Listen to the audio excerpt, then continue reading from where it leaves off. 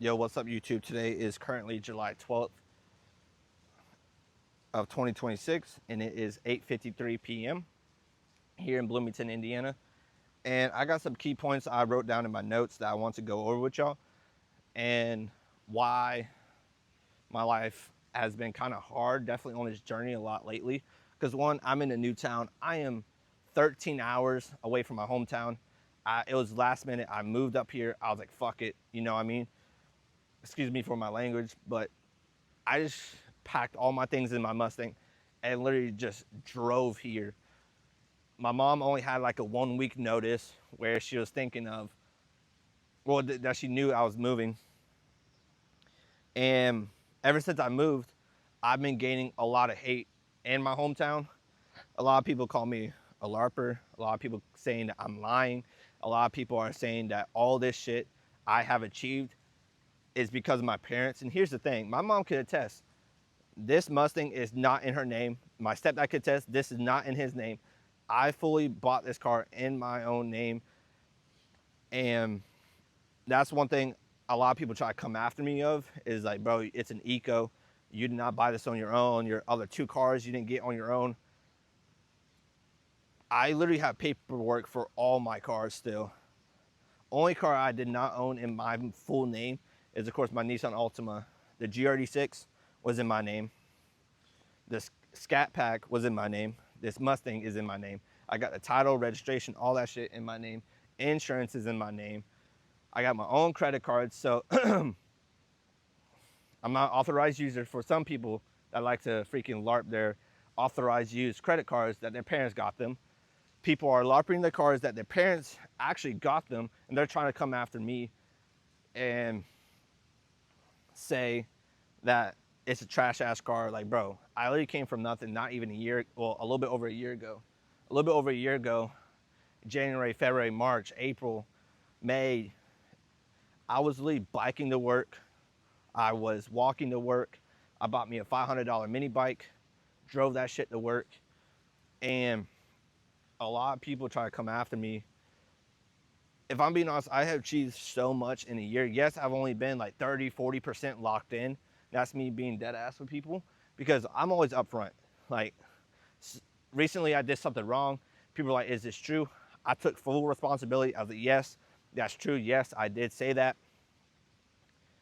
And yes, was it wrong? Yes, it was. Like, it was definitely wrong for me saying that to that person. And I got some key points. I got some bullets to cover over. That's in my notes. Visibility invites judgment.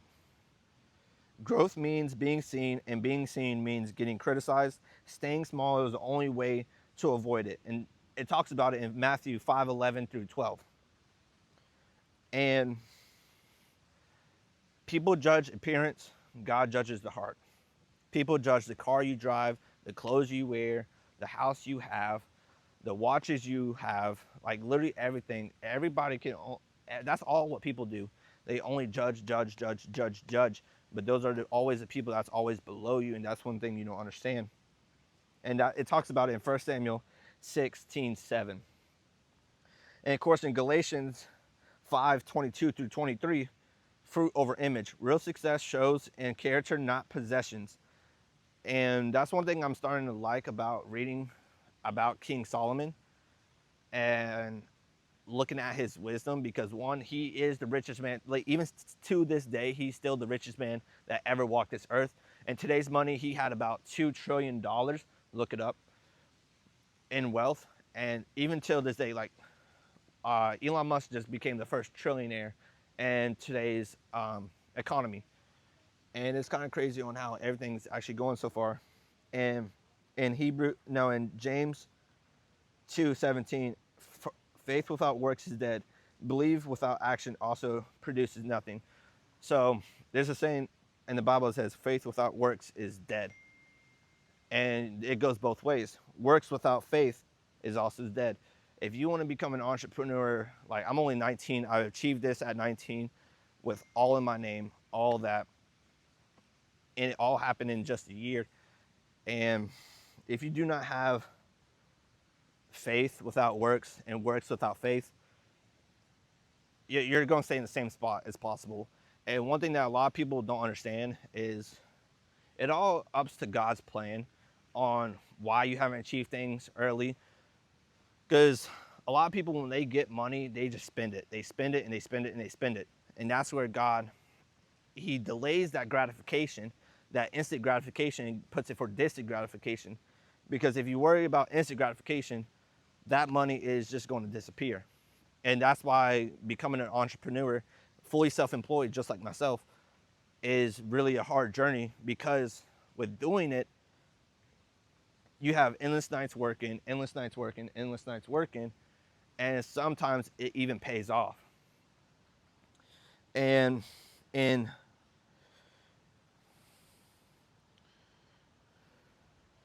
Hebrews 11:6, works without faith is dead. Hustle without purpose is empty performance. And that's one thing I love about it is the Bible is technically the entrepreneur's playground. It has all the information you want to actually look into it and understand. There's an AMG. That shit is nice. God, yeah, that shit's nice. And in Matthew 6:19 through 21, treasure is in heaven, not on earth. Chasing approval is losing the game. So one thing in my journey that I have been struggling with is trying to impress other people instead of trying to impress myself and God himself.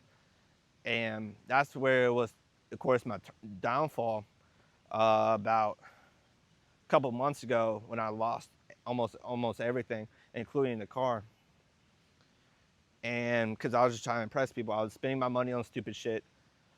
Um, like, yes, I want the Rolex back. Yes, I want all this shit back. Yes, but you gotta take a step back and learn some. I know it's good. I was looking at it, it's nice. Oh no, you can be in the back. It's all good. And so one thing is, let's pull it back up. So in John 15:18 through 19, hate as confirmation. Criticism often means you're doing something worth noticing. People only criticize the people that's actually doing well for themselves. And that's why I get criticized a lot. I'm only 19. This is my card. I've owned, like, this is fully in my card. Like, it's in my name, own insurance, own credit cards. All that shit is all mine. I'm not flexing my mom's car. I'm not flexing my dad's credit cards. I'm not flexing none of that. I'm not flexing authorized use, co-signing shit, none of that bullshit. And of course, and let's see, 2 Timothy 1:7, when hate starts costing you, letting criticism live rent-free in your head can bleed into your actual work and numbers. And that's one thing I'm going through right now. I was producing 7K a week. My first, like last month, I did 17.9K. And I'm only 19 years old. And now this month is going to be a slow month because, well, not anymore, but it's been slow for the past 12 days because I've been allowing that shit to get in my head. And in John 15:18 through 19, hate as, oh no, that was wrong. So in Romans 12:17-18 is how you respond. Stay consistent, let results speak. Don't argue with bad faith critics. A lot of people, they allow low-minded people get in their minds and judge who they are as a person. But how it should be is, literally, if you just focus on God and your works and everything, and don't worry about anyone else, and just focus on him and your work, everything's gonna be all right. I did it. I was really, really, really close to him when I was coming up on a come up, riding my bike to work and riding a mini bike, walking to work. Now this is not even a year later. It's been like a year and 2 months, a year and 3 months. I've owned 4 cars, 3 of my dream cars, which I'm blessed to be able to achieve at such a young age. And it's really like a humble-ish part, because one thing that has fucked me over a lot of times is I was not humble in the beginning. And that's where when I first got my GR86, I thought I was hot shit. I was 18, bought my first dream car in my name, $30,000. And I was like, I'm really happy. But then, of course, a month and 3 days later, God humbled me. I totaled that car. I was crying. I was broken down. And then, of course, what was it? Wrecked it on the 18th. About 5 days later, I was able, 5 days later, I got my second dream car. It was a 2023 Scat Pack, RT Scat Pack Final Call. Had 1,500 miles on the dash. That was $50,000. Of course, got in my name, which I was really proud of. I really kind of loved the car, but all of it together was bullshit. The car payment was already $1,300, which is not bad. Insurance was $855, which is not bad. But this is where I was working that 9 to 5. I was driving to work 40 miles one way just to get to work. And of course, I was only getting 11 MPG, 13 MPG. So which means in a 16-gallon tank, that's only like 160 to 220 miles. In 4 days of owning that car, I spent over $120 in gas. And one, it took premium, so it took a lot more money. And of course, now this is my third dream car. I traded that one in September 19th, got this one September 26th. Of course, this one's $40,000. And this car has been through everything. It's been through when I became first fully self-employed, when I just turned 19. It's been through a lot of other things. Like, of course, I slept in this car multiple times before. I got my own place with this car. This car has really been through the most. My second car, it was been there when I got kicked out of my parents' house. This car was there when I got my own place, when I moved back in with my parents, and everything like that. And of course, in 2 Corinthians 12:9 through 10, it says, personal testimony moment, the real current hit to your sales and the choice to keep going anyway. So I've already went over that, the why my sales has diminished this month. I've been allowing the hate get to me, and I definitely shouldn't. People are saying LARPer, people are saying he's lying, all this bullshit. But I have all the proof. I've showed them my the window sticker of the car. They're like, oh, it's a $25,000 car. I got the window sticker that says $38,000. Out the door was around 40-something thousand and some change. After my down payment was $36,000, and of course, it's almost going to be paid off real soon. And so in Matthew 10:36, it says, strangers versus people close to you. Online hate stings less than doubt from family and friends. I get more online hate than close friends. All my close friends, they cheer me on. And only people that's actually hating is always the young entrepreneurs that think they're better than everybody. That's one, still living with their parents. Yes, I lived through my parents, so I can't really say anything like that. But flexing a car that their parents co-sign, flexing credit cards that they're authorized user, that their parents worked hard for. And that's one thing a lot of people aren't understanding. Flexing all this bullshit that their parents did for them. And they're trying to come after me when I've actually been real. All the shit I have did is because of my own success. And of course, Luke 14:28, entrepreneurship as a faith walk with real sacrifice. So when you're an entrepreneur, there's some sacrifices you gotta let go. And there's sacrifices that has to be made. Of course, the love for money is the root of all evil. As a Christian entrepreneur, you cannot love money and only choose money as your main purpose to this journey. And that's where a lot of people mess up. That's where I messed up. In my beginning of this journey, I wanted the money and that was it. I didn't give a how I treated people. I didn't care about anything. All I cared was about the money. And that's where it led to my downfall a little bit, till I started to, of course, look towards the Christian aspect of it. And instead of worrying about money, I'm worrying about actually helping people. Of course, I sell life insurance. I am 19 years old. I'm about to be 20 in August. I help the families around me. I get them protected. I've already technically hired almost 12 to 13 people. Mostly every single person's older than me except for like one person. And of course, I'm about to be hiring him once he turns 18. He's about to turn 18. I'm only 19 and I've already like achieved so much at my age. And that's one thing of course, that humbles me. And one thing I do is when I look at my old YouTube videos is I really went from riding a bike not even a year or so ago to now where I'm at as a person. And I'm really glad and I'm really blessed to who I am. And of course, I'm already building my agency. So of course, I got 2 agencies right now. I got Cog Marketing, running ads for businesses, and of course, it's going to be running my own leads to get my own leads. And of course, I got Cog Financial. That's my life insurance agency that I'm building as well. I'm trying to be at 200,000 ALP produced a month by December, which is definitely possible. It definitely is possible.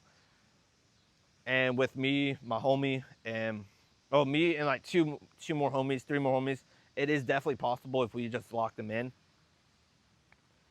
and everything like that. But the end goal of this video is hate is always going to come no matter what and who you are as a person. It's just how you deal with it.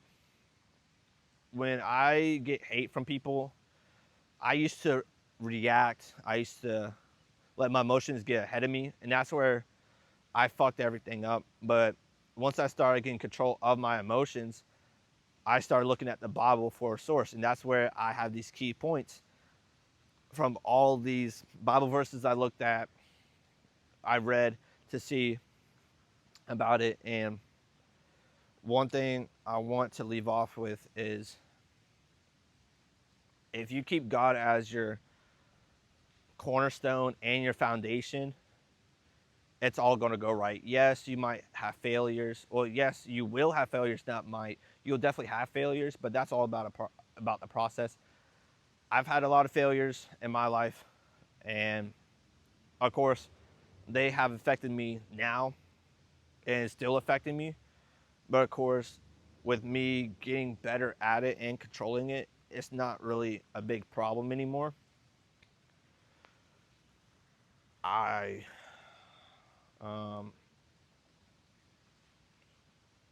end of it is hate is always inevitable as an entrepreneur. It talks about in the Bible, I forgot what Bible verse, it says, the world will hate you, but remember, they always hated me first. And Jesus said that. Let me look it up so I could actually quote it. The world.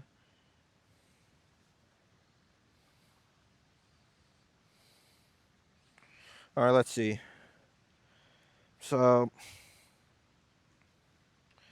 in John 15:18, it says, if the world hates you, know that it hated me before it hated you. And in John 15:19, it says, if you were of the world would love its own. Yet because you are not of the world will hate you.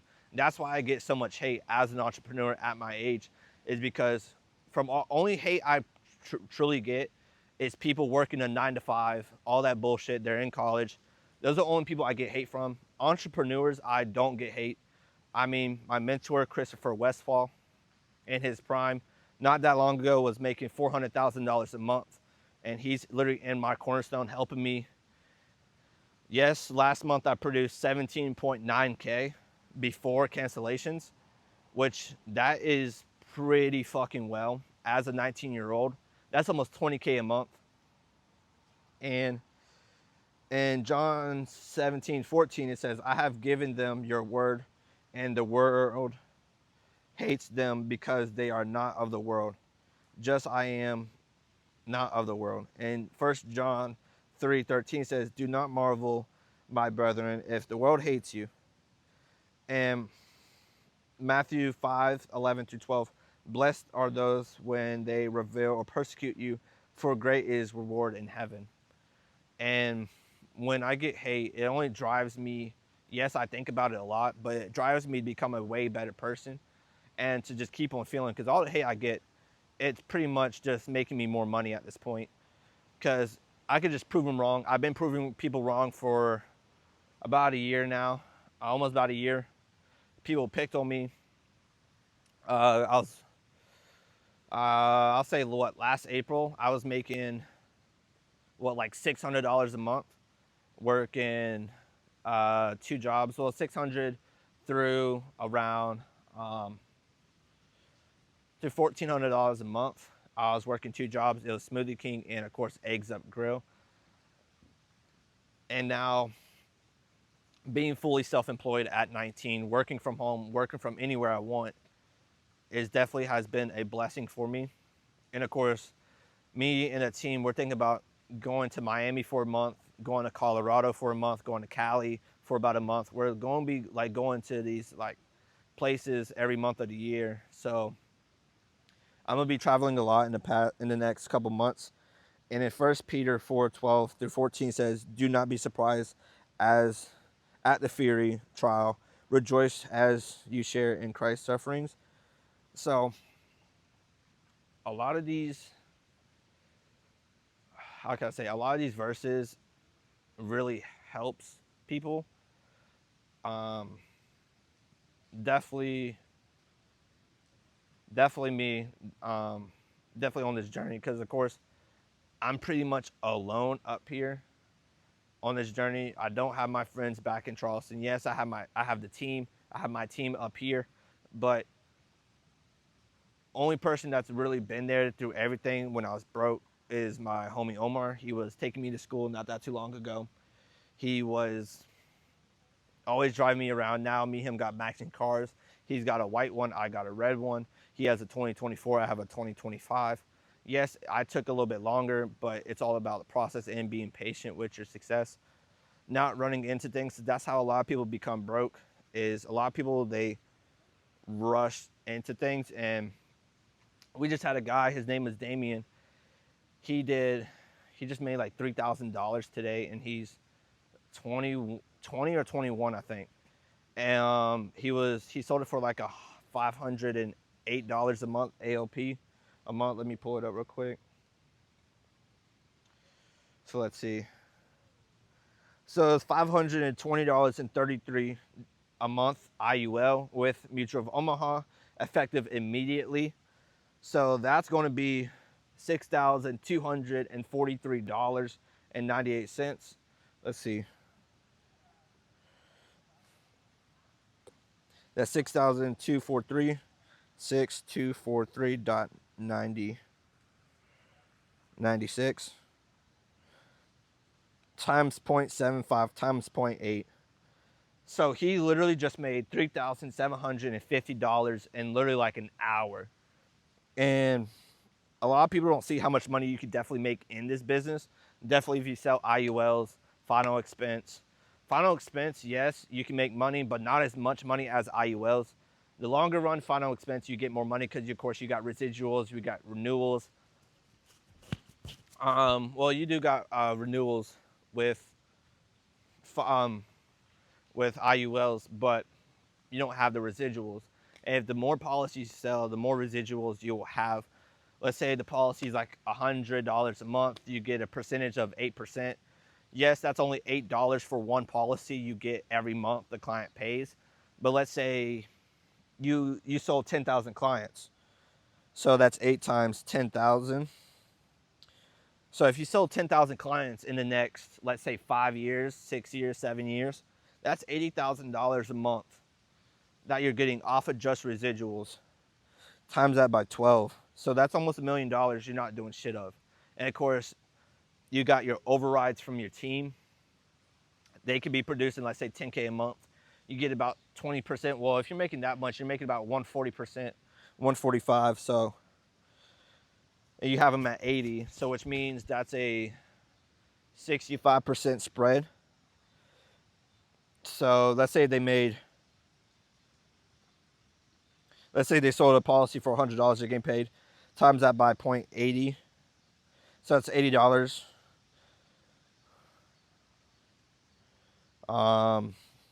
So you just made like $65 off of that one sale, and that's only if they made only $100. But that's gonna be wrapping up for this video. Is hate is inevitable. All you gotta do is keep on grinding and keep on showing up and keep true to your God's faith. Well, your faith with God, and everything will work out in the end.